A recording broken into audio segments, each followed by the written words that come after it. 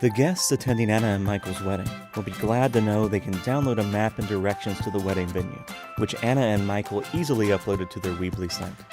This leaves guests free to spend less time worrying how to get there and more time Googling Benedict Cumberbatch.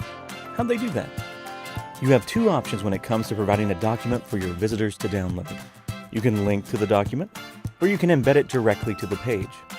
Let's start with the cleanest and simplest method, linking to documents. Link to a document of your choosing as you would create any kind of link. Either click on an image, or highlight a section of text you want to link. Then, click the word link if you're coming from an image, or click the chain link icon if you're working with text. From here, the link dialog box will appear, providing you with several link options. Select File, which will enable you to upload a file from your computer. And that's it.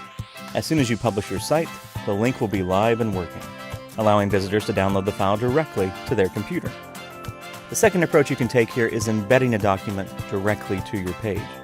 The only caveat here is that you will have little control over how the document looks once it's uploaded, and it may not look as nice as it does when the file simply downloaded to your visitor's computer. Drag the document element to a page, and click on the element to choose a file to upload. Once you've done this and you publish your site, visitors will be able to zoom in or view this document full screen. And that's how you do that.